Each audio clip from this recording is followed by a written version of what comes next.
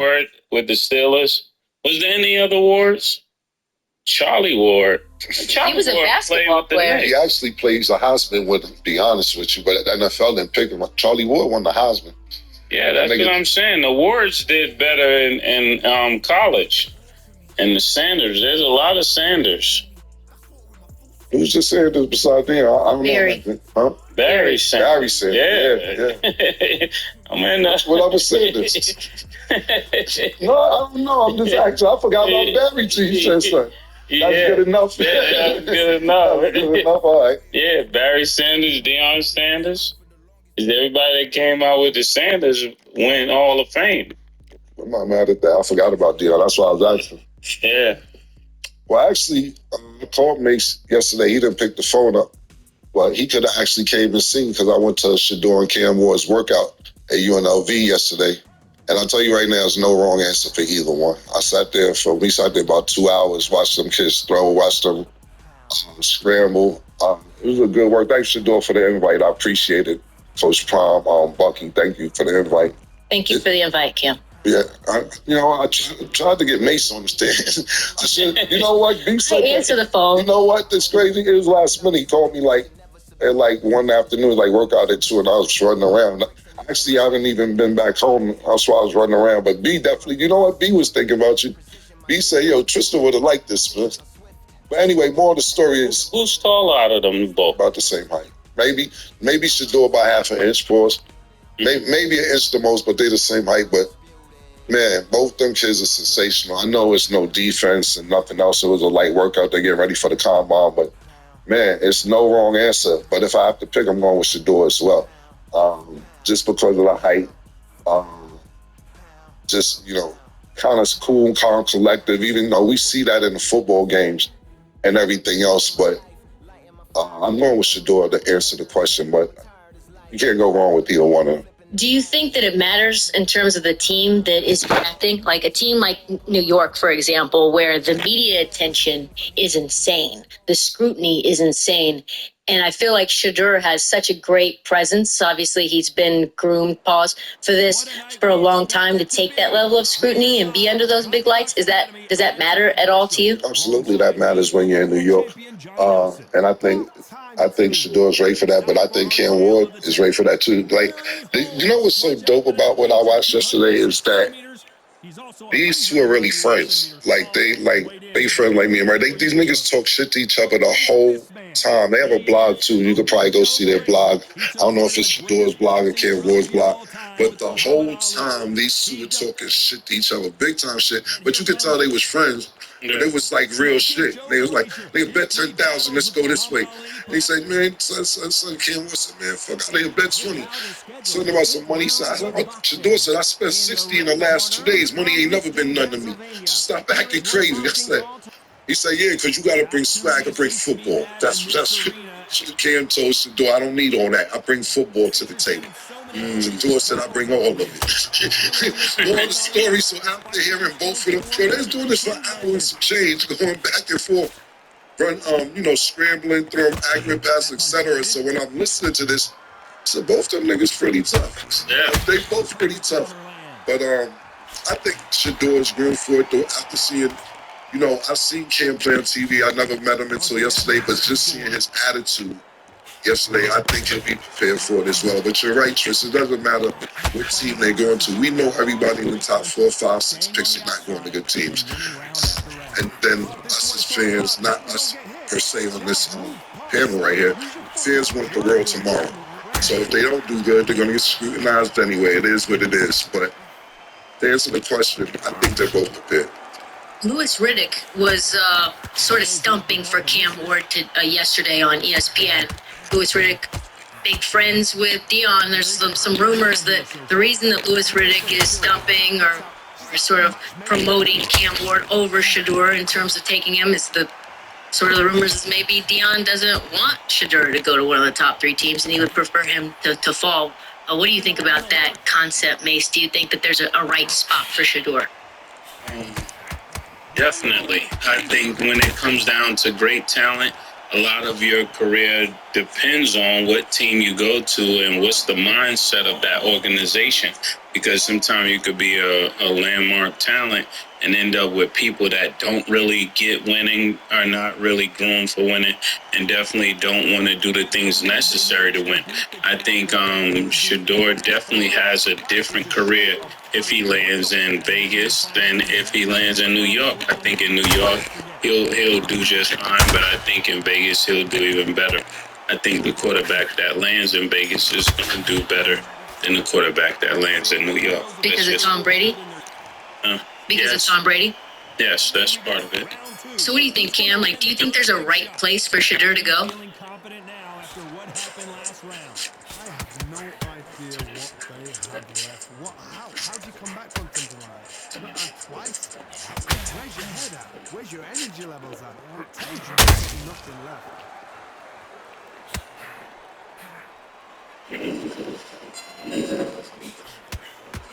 When you can't take your bed to the store, sounds to hurt. They don't let you breathe. They don't let you get off the ropes. You can't get your offense off. You just got to deal with them. You've got to be fit to fight a fighter like this because they will stay in your face. They will throw punches. New York or Vegas would be my picks because we could drive our cars in the tunnels and get on the field. Like, if you ask me where I prefer, no, those are two cities I would love for him to go to. We've got to realize we got the Titans in there. What pick is the Browns? Like, the Browns I would pick. And one thing that the Browns, what I heard, was trying to do, which I got confirmation from a couple of days ago. I think they're second. Yes, I think so too. Yeah. Second. Yes.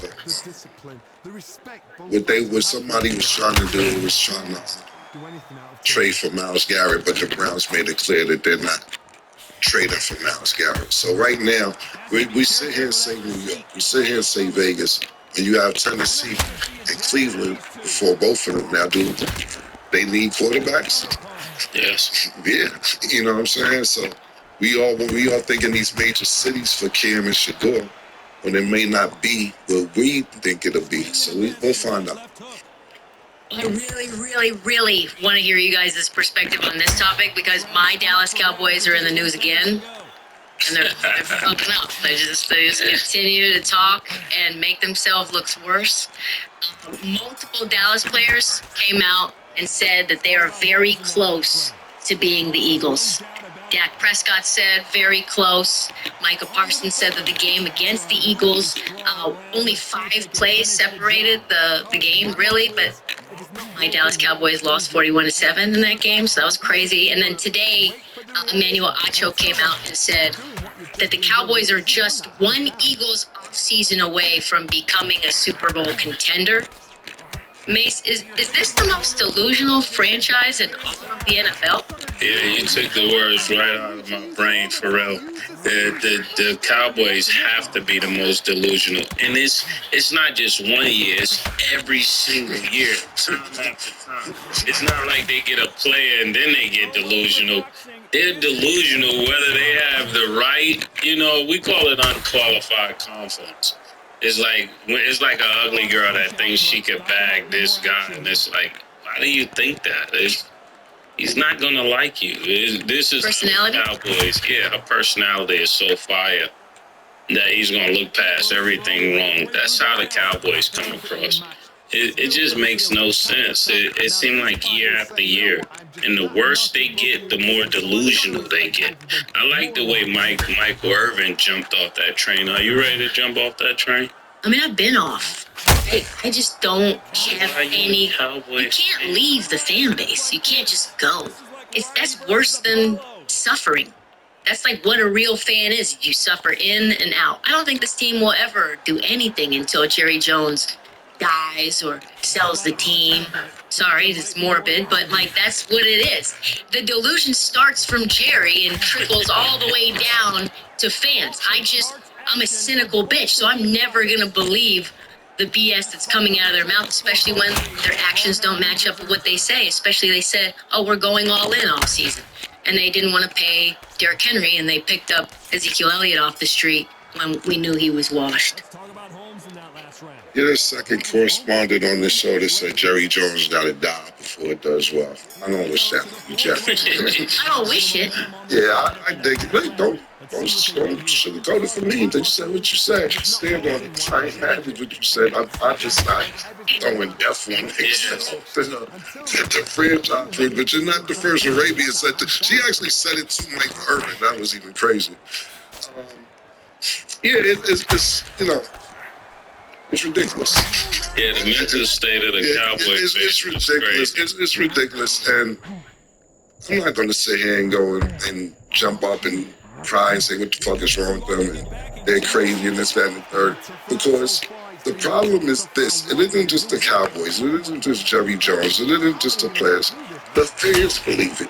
See, you and Michael Irvin, you're more realistic, but the fans be like, yeah, we are right there. Yeah, we are right Yeah, there. we were 5 points. Yeah, we took 5 plays, but lost 41-7. That's the crazy part about it. And the Cowboys, I get what you're saying. The problem with the Cowboys is this, and part of their delusion comes from being in the same division. And when you're in the same division and you see this team twice a year, you're like, oh, we know these niggas, we got them. But the problem is, it's 15 other games outside of those 2 games that you play against the Eagles. So you're more familiar with the Eagles because you play against them and you may think, oh, we know these things, we could beat them. But you have to think about it. Philly won the Super Bowl probably 7 years ago, maybe 8. Been to the Super Bowl the year before last, if not the year before that, and just won the Super Bowl. So it isn't like Philly hasn't been to the Super Bowl 3 times in the last 10 years. You guys have not won since 1994, yo. Some of y'all wasn't born. You know they did. They did a fucking shit the other day. Jalen Brown wasn't born last time the Cowboys won. Jalen Hurts wasn't born. C.J. Stroud. Yeah, it's niggas who wasn't even born, and I know you. And the problem is that y'all be like, "Well, we the new regime." The old regime was better. All right, they was way better, and I'm glad you said that because people think I'm joking when I say this, man. Get cocaine back in the locker room, and it may help. That's when y'all win. Cocaine Cowboys. Yeah, yo, they was smoking. Yeah, literally. Yeah, Yo, listen, man, and I'm not promoting drugs or any sport, but that's what got them titles. That, the White House, the prostitution. Y'all niggas is clean cut now. Y'all as Cowboys, they supposed to be wilding, nigga. Y'all niggas ain't wilding like that. Jerry Jones supported niggas wilding. They ain't Jerry Jones ain't get rid of none of them niggas out of all the shit they was doing. Yeah. Other niggas was smoking crack, prostitution. Herringbones, down where herringbones. Yeah. Jerry Jones said, long as we win, follow him around. Jerry Jones got private security to follow these niggas around. Jerry Jones about winning. He don't give a fuck what you do on your off time if you're winning. When you start doing shit in your off time and you're not winning, that's when the speculation comes in. I don't even know who the fucking head coach is. We asked Michael Irvin, who's the new head coach you got? Man, fuck him. Michael ain't say that, but he might as well. He said it in a nice way. I said, Mike, what you think about the head coach? Fuck that nigga. That's what I heard. That's what I heard. That's kind of like what all the fans, I think, felt in their soul. All of them.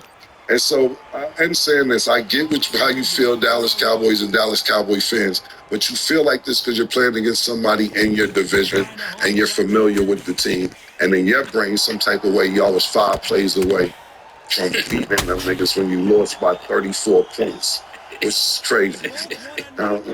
Whatever. But God bless your heart, man. That's what I can say. God, like that nigga mother say, God bless him. Yeah, 30 years and 5 plays away. Yeah. Exactly. In 30 years. Yeah, and you mentioned Jerry Jones and how he's all about winning, but it feels like the decisions that he's making doesn't help them win. The personnel decisions, who they pay. So yesterday, the NFL released its 2025 salary cap. The new cap is about $20 million more than last year, which is actually pretty amazing.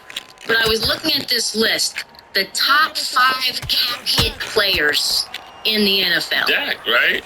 Dak Prescott, $90 million for a cap hit.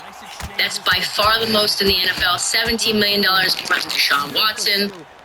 Mace, can a team win with any player making a third of the cap space?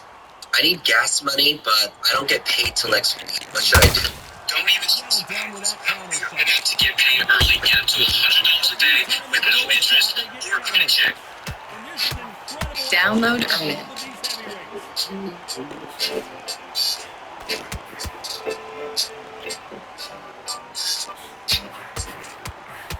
And they blocked the right uppercut.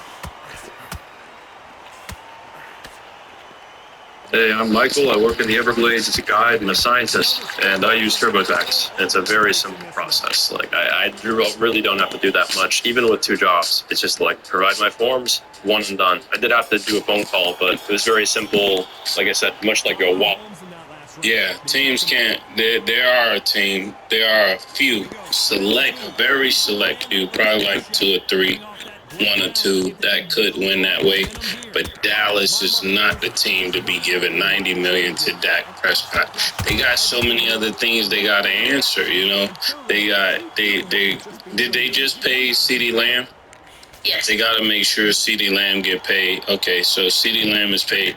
They got other things they got to answer on their defense. They got a few things they got to add to their offensive line. And I don't think you get that done with giving Dak Prescott $90 million. And I really don't understand why pay a person so much money that doesn't bring you to the dance. That's just how I feel. You know, I'm a member and a president of Titletown. So as a Titletown president, I do not pay people high money that don't bring us to the championship.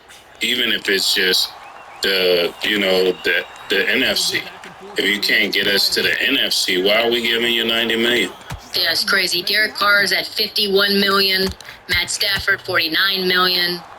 Deshaun Watson, like I said, $73 million. But Patrick Mahomes is going to have to redo his deal, probably, because he's at $66 million of a cap hit.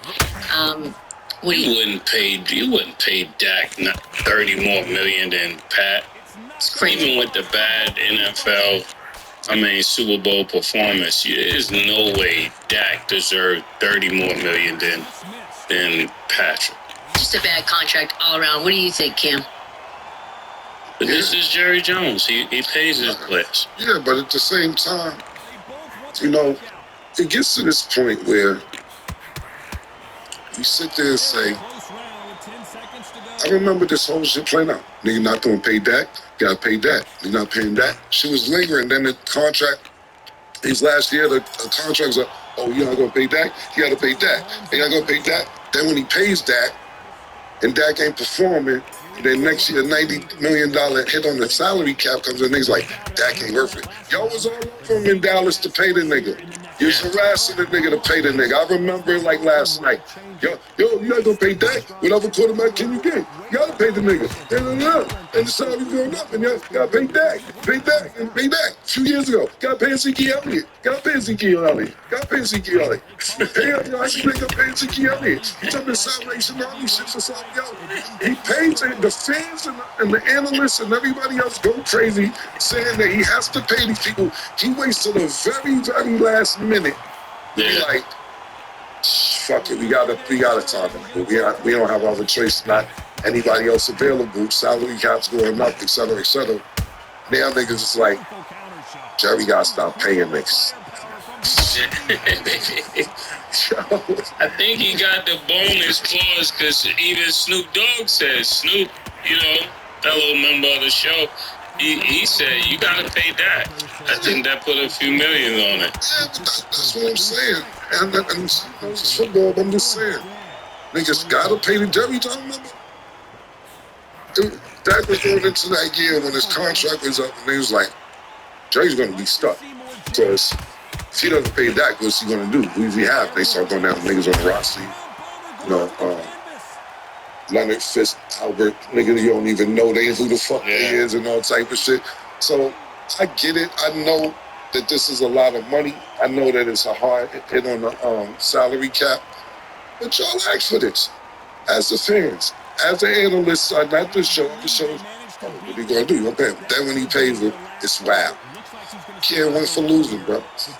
Well, and I think as fans, it's like okay to buy $150 steak or go and get a nice meal. But when the value that you get back is like, all right, I paid for one of the top steakhouses in the country and I'm getting, I don't know, A burger. a burger or Sizzler or whatever. No shade to Sizzler, but I paid top dollar for that. Then you're pissed. So I think maybe the expectations for Dak was that he would be that type of caliber of quarterback that deserves exactly what top 10 quarterbacks get. But he's not a top 10 quarterback in the league. He's been injured multiple times in a row. His completion percentage isn't great, and he is crippling the team. So it's just Well, look, let me ask you a question. That was a great take. What was Jerry supposed to do if he didn't pay Dak last year? He's supposed to do. I'm just asking. What was his option? Though? could have gone with Cooper Rush. You could have gone with a bridge quarterback like a Tyrod Taylor. Rush over Definitely not. Didn't they trade? Come on now, Dak. Cooper Rush over Dak now. No. But it's a monetary thing. So it's like, all right, just like the Jets. The Jets don't want to go out and get anybody expensive, so they get Justin Fields for a year for $15 million until Arch Manning comes around. They can draft him because they know they're not going to be very good this year. They're going to be buns. But see, that's the thing too. Not to cut you off, Trish, and not to cut you off either, Mace.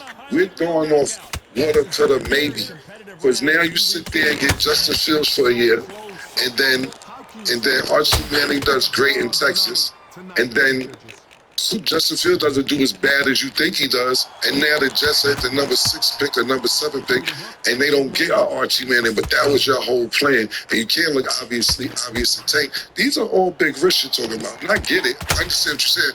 Look, we was in the middle towards the end of football season, maybe week 10, week 11, and we like, yo, Cam is going to go to Cam and Shador is either going to go to the Giants or to Vegas because they had the number 1 and the number 2 pick.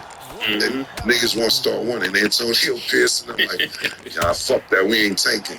Now look, the whole shit switched around. Titans and Browns number 2, and no disrespect to Ohio, you know I love you, and no disrespect to Tennessee. But to those 2 young niggas, those 2 cities are sexier when you talking about New York and Vegas, just because of the names. I'm like I said, no shade. I lived in Ohio. I have no problem with it. But I'm just telling you for our sexiness to a young nigga who getting money. So I get what you're saying, Trish, too. But you're saying a monetary fix, and then if it don't go right, you stuck with Justin. And I like Justin Fields. I don't know what the problem is. I fuck with the nigga. But it didn't go according to plan. Okay, so. No, you're right. And like, you just don't know when you pay somebody that much money, you have to be really sure. And as a fan, I think there's been us telling ourselves that Dak was better than he was because he didn't have the pieces, or he only had Brandon Cooks, or it's just CeeDee Lamb, or he doesn't have a great running back anymore, blah, blah, blah, blah, blah. So you pay him that money, and then you realize, like, oh, yeah, this is really crippling our team. All right, we got to hit this break when we return. NBA season. The All-Star break is over. Who are we keeping our eye on the most in the home stretch of the season?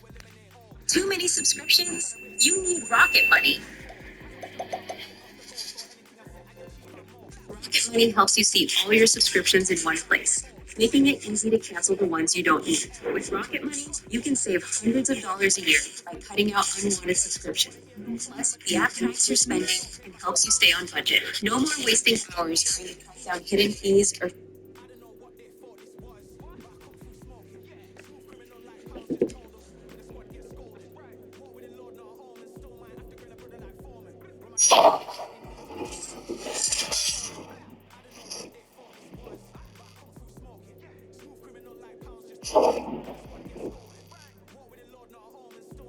Welcome back. It's time to go over our underdog picks of the day. First game was yesterday in the NBA after All-Star break. Lakers. Oh my goodness gracious. What a horrible loss. Trash-ass Hornets can't even get the win. Austin Reeves' first ejection of his goddamn life. Lakers blow a 15-point lead, lose 197. Luka had 14 points. He was awful. Braun, you guys had the higher level on his props. He had 26 points. The number was 26 and a half. Disgusting stuff. As someone who hates the Lakers, love to see it. Love to see it.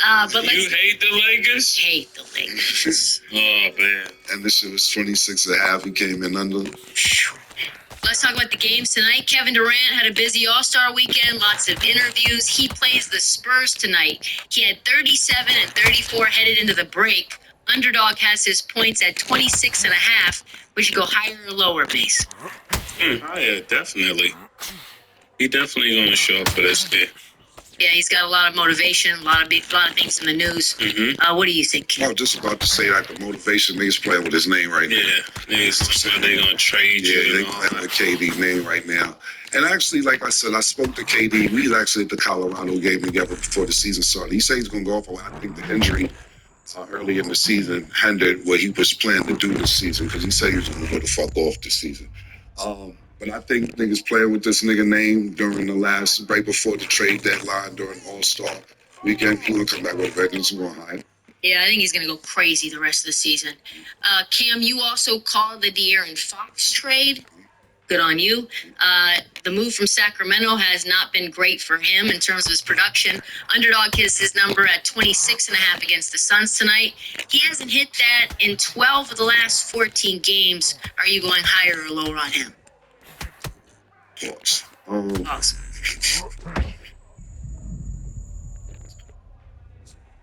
I don't know. And that's a great one. But I think, you know what I think? I think, and I don't mean this in a bad way. I just think this in a good way. I think that De'Aaron Fox is a sensational talent. I think he went there actually in Rich Paul and Clutch, seeing that it could be him and Wemby for some years. If they get one more piece, it could be really exciting in the next 2 to 3 years.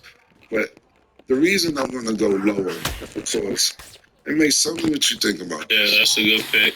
No, I know. I'm saying, tell me what you think about it. Is that Chris Paul being away for shit, a lot of shit. You know, That's what I was you know what I'm saying? Like, yo, Chris Paul, for the last, Chris Paul's he should be first ballot Hall of Famer. He's averaging eight assists. Yeah, I mean, I think Chris Paul is great, but I don't need a nigga coming and be pause every time it was like, you go there, it's thin. And didn't do that. Yeah, and that's where you keep doing that from team to team. And that's why James Harden slapped his hand. You ever seen when James Harden slapped? Fuck out of here with all that, man. I ain't doing all that. Chris, if you want to coach, I think you'll be an exceptional coach. And we understand that the point guard and you're a floor general as an extension pulls up the coach. But niggas don't want to keep talking to you in the middle of the game every time the whistle blow, bro. And this is why teams may get hindered. I knew Golden State wouldn't work. I knew that they didn't respect them. I knew OKC wouldn't work. We played decent over there. They like, bro, you're not going to get it done over there. Houston didn't work. I think it's time for you to think about coaching.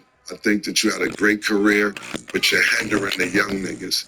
De'Aaron Fox needs to be let off the leash and do what he needs to do, and him and Wemby take that team over. I think you'll be a great coach on the Spurs. I'm not If he's slow. lower. My fault. I just lower. Yeah, Because of Chris Paul. Yeah, and definitely lower because when you think of that San Antonio team, they even got the guy Sharp that's there. What's the other two guard name that was in the dunk contest? Oh, Stephon Castle. I meant Castle. I would say Sharp. Castle's there, and if you take Paul out of the lineup, then you would have Castle and Fox, which take that team to a whole new athletic level. And I think that's where they need to be to win. But as long as it is the way it is right now, he won't get that number because even Castle is playing very well right now. So all of them at the same time, you don't need to get those points for them to win. Facts, and also Devin Vassell as well, another great scorer. Yeah, they need him to be at like 16, 18 to win. You see someone famous in an outfit that you love, but you just know that you're not going to be able to spend that much money on it. I got you. So I'm obsessed with Hailey Bieber's strip style, but most of the time, outfits are very costly. With Eureka's new AI tool, I'm able to find some of Hailey Bieber's most iconic outfits on a budget. Let me show you. So let's take this one. All you do is upload your photo to Eureka's new AI tool, and it'll search the web to find similar pieces for you. It pulls in pieces from all kinds of budgets. So if you want to go the expensive route, you can. But if you're shopping on a budget like me, it gives you great alternatives. With Eureka's new AI tool, it's able to recreate any outfit. So you can get that Hailey Bieber look, Download Eureka today.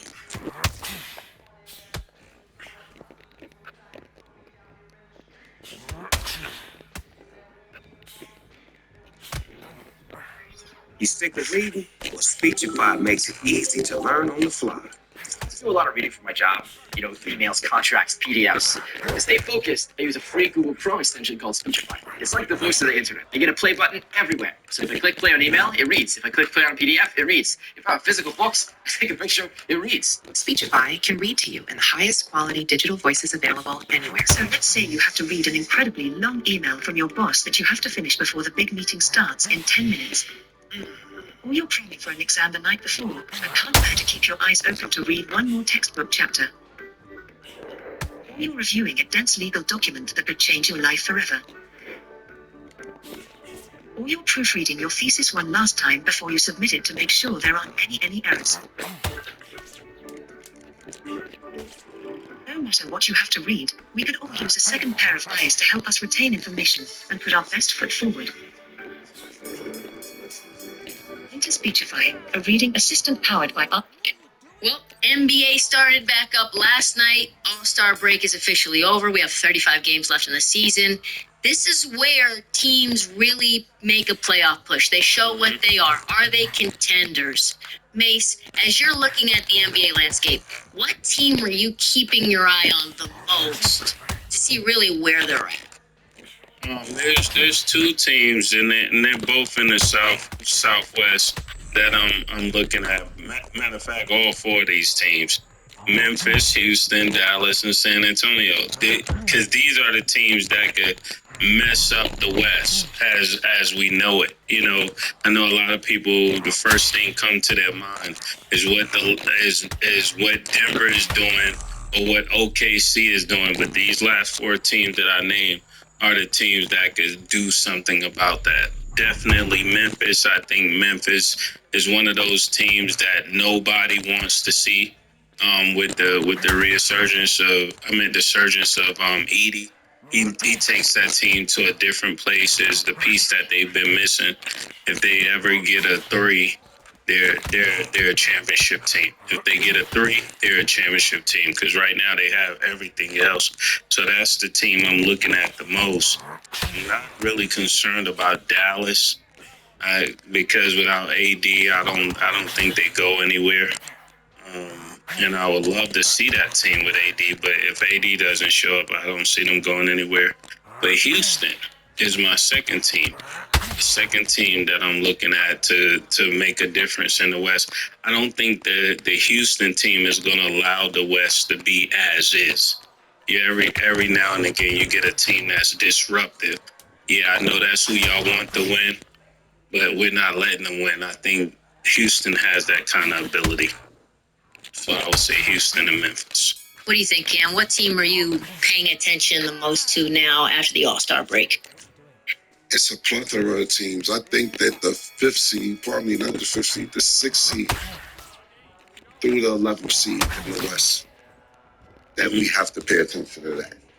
It's about between the 6th seed and the 11th seed. It's probably a 4 to 5 game difference between all that. Right now, if the playoffs start today, you have OKC at number 1, which I think they're going to finish at number 1. They have an 8-game lead over the Grizzlies right now, 8.5 over Denver. I think they're going to finish number 1. But I'm not sure if they beat Dallas, because Dallas is an AFC right now. I'm not sure if they beat Dallas in the playoffs with a healthy AD, with a healthy Kyrie, with a healthy PJ Washington, Lively. I'm not sure. And that's why I said OKC real test will be the playoffs this year. I'm not sure if Phoenix gets on a little run, they beat Phoenix. They should. I'm going to be more concerned about Dallas, but you're sitting here looking at these last, and the reason I said a plethora of teams, hold on, let me read it to you real quick, is the Clippers, Minnesota Timberwolves, Dallas Mavericks, not necessarily worried about Sacramento Kings, Golden State Warriors. Draymond just said they definitely won the championship this year. We don't know. You know, these teams all could pose a threat to OKC when the playoffs happen. Now, OKC, to me, don't get me wrong, they look like they have a different confidence this year. It looks like everybody's on the same page. It looks like they ready to go. But I want to see who they play in the first round because that could determine if they go to the second semifinals of Western Conference Finals. So it isn't one team. I'm looking at that 6 through 11 spots to see who makes the playoffs and the play-in in the Western Conference. Yeah, I think that's a fascinating point that you make because the seeding is going to matter a lot. The team, I think, that has just really not been talked about a lot in terms of being a real contender is Denver. I don't know why people have felt like they are just a team to be forgotten about, but probably because they started the season so slow. Aaron Gordon was injured. They were trying to figure out their rotations. They've lost so many guys to either free agencies or trade, right? KCP is gone. Jeff Green, the guys that they won a championship, 3 of those guys are gone. But they're 25-9 since figuring out their rotation. Jokic is having the best year of his entire career. He's averaging a triple-double. Jamal Murray just put up a 50-piece right before the All-Star break. 55? Yeah. Yeah, that's not the team they want to see. That is not the type of team that you want to really mess around with. And if you're the Lakers, you already know what it is. Like, you can't stop. You just got rid of Anthony Davis. You're not getting rid of. You're not going to be able to do anything with Jokic now. And there's multiple teams. I think Chet will get bodied by a player like Jokic. I don't think there's that many. If Jamal Murray is doing what he's doing right now, and that's the key thing to watch. That's what I'm watching for, is if he's healthy and he's putting up buckets, and also Christian Brown is really contributing as well. He's averaging 28 and 4 in his last games. That's ridiculous. Russell Westbrook has been playing his role. If they have it together, they're healthy, and Jamal Murray is the key piece of all this. And that's what I'm watching for. They're going to the finals. Yeah, right now, if the playoffs started right now, they'll be playing the Clippers. Denver will be playing the Clippers, and the Lakers will be playing Houston. Which is interesting. Even if you look at Ja Morant, the Memphis will be playing Minnesota. That would be a great, phenomenal series right there. But on the East Coast, the team I forgot to say I'm looking out for is the Knicks. Shout out to Sin City. We got our eyes on the Knicks to see what is this going to be a year that they, go back to that place where they find themselves in the Eastern Conference Finals. I'm definitely not talking about a championship, since I can't go that far. I'm helping you as much as I can. Well, and Mitchell Robinson is now back to on-court activities. We haven't seen him all year. Like, that could be a real key piece to watch for as well.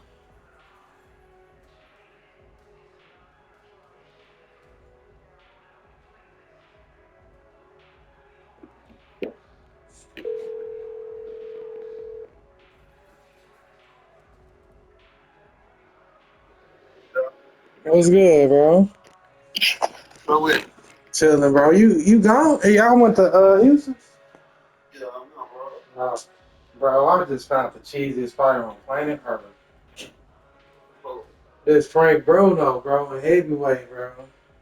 Yeah, he trash, though. He trash. He lose so much stamina, bro, but this nigga will knock your ass out, bro. I don't follow his ass. I mean, 2 punches, your ass dead. His ass get clipped like that too. He ain't got none. I ain't even hit his chin. I was hitting his ass in the body. That nigga, I drowned his ass with shit. The first round, I had him stunned. He knocked me out, bro. While stunned. Yeah. Yeah, that shit was crazy. Nigga hit me with 1 punch, put me down. Yeah, I don't follow his ass though. He's slow. He's slower than Riddick Bowe. Yeah, he is. He's slow in a bitch, and he undersized. But if he hit your ass, bro, golly, that shit is crazy, bro. He just fought his ass in the ring, man. Yeah, I bought my rank record back. I'm up 2 fights now. Oh, okay. Yeah. Yeah, I fought 3 fights just now. I'm in silver 2 now. Oh, okay. So you moving? Yeah.